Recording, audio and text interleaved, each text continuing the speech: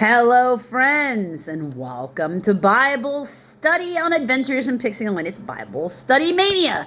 In order to do this chapter, we kind of need, 3 videos, and then we have one for in the book of John. So it's 4 videos today. So we just finished. We're in the NIV still. People are still gonna have to get over it. We are in the book of Mark. We are in chapter 14. We're doing verses 27 to 52. This is usually done at Easter, but it's not Easter time, as you can see from the stuff behind me. Those are also still not supposed to blink, and only seem to blink while I'm doing Bible study. Just wanted to say. But it's also brand new, so I don't know how long that data point will actually hold up. Jesus predicts Peter's denial. Verse 27. You will all fall away, Jesus told them, for it is written, I will strike the shepherd, and the sheep will be scattered. B. That's Zechariah 13:7. But after I have risen, I will go ahead of you into Galilee. Peter declared, even if all fall away, I will not. Because Peter's the rock. I tell you the truth, Jesus answered. Today, yes, tonight, before the rooster crows twice. Why does it say twice? Some early manuscripts do not have twice. All right. Because why twice? Before the rooster crows, you will disown me.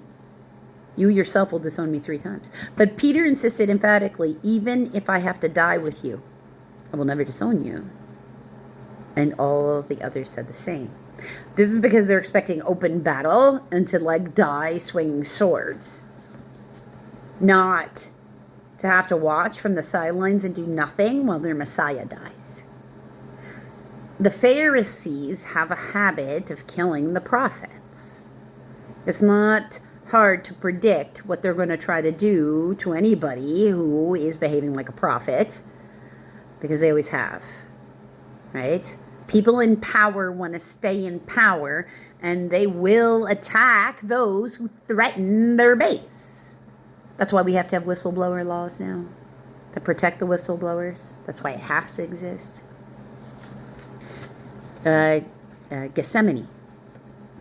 They went to a place called Gethsemane, and Jesus said to his disciples, sit here while I pray.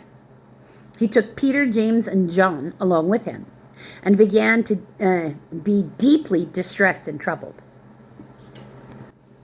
My soul is overwhelmed with sorrow, to the point of death, he said to them.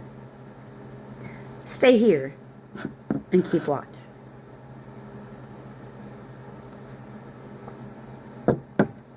Well, of course, his soul is over. He's about to die.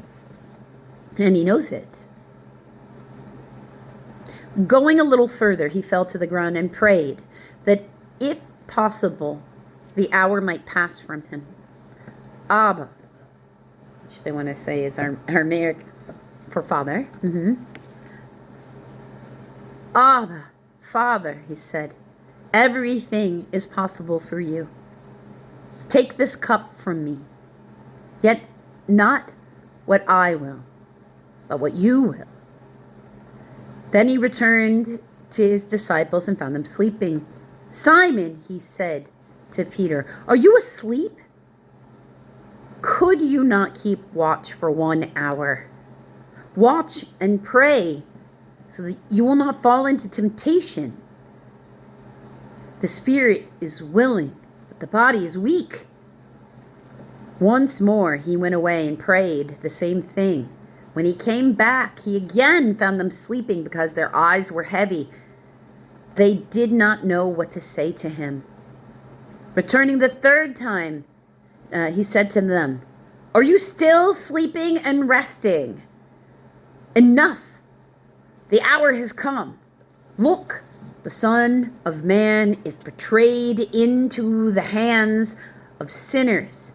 Rise, let us go. Here comes my betrayer.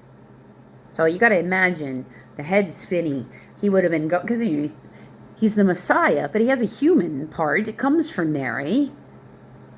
You know, I'm sure Mary got head spinnies at some point. I mean, she was a teenage girl at one point. The hormones were all over the place. Teenage girls, 100%. That's why they have to have journals and diaries and best friends and all kinds of things to let them get all that energy out. It's got to be nerve-wracking to know that you are upon your hour of death. And the people you're even dying for, those ones that you're trying to build something with, can't even stay awake. Jesus, I mean, you've even told that you're going to die. And, you know, they can't stay awake. Jesus arrested. Verse 43. Just as he was speaking, Judas, one of the 12, appeared. With him was a crowd armed with swords and clubs, sent from the chief priests, the teachers of the law, and the elders. Now the betrayer had arranged a signal with them. The one I kiss is the man. Arrest him and lead him away under guard. Going at once to Jesus, Judas said, Rabbi, and kissed him. The men seized Jesus and arrested him. Betrayed with a kiss. Then one who was standing near drew his sword and struck the servant of the high priest, cutting off his ear. So, you know, remember, he did have some with him that had that kind of energy about them, who were used to having to physically defend themselves. Peter himself was known for being a little rough and tumble. Apparently the fishing business is not really in you know, in Capernaum is not a gentle industry, which I'll remind you that both John and James were also in. Am I leading a rebellion? Said Jesus. That you have come out with swords and clubs to capture me? Every day I was with you, teaching in the temple courts, and you did not arrest me. But the scriptures must be fulfilled. Then everyone deserted him and fled, because he was telling them not to fight. The scriptures didn't say anything about everybody else getting arrested, though. Not all of his followers, just the Messiah. A young man wearing nothing but a linen garment was following Jesus. When they seized him, he fled naked, leaving his garment behind.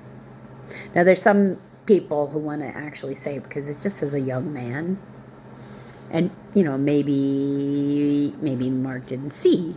Now, it's also possible that that young man that was running away naked was Mark, and that's how come they knew that. Because he needed these apostles to live. He wasn't working for a time, which is, you know, this immediate that we're in right now. He was building for a season. If all his followers die with him, then there's no church. So he needed them to flee. That is why he told them those things in advance. Because the Messiah is the Messiah. And the scriptures are the scriptures. And if he's not willing to fulfill the scriptures, he wouldn't be the Messiah. So, until a few minutes from now, friends.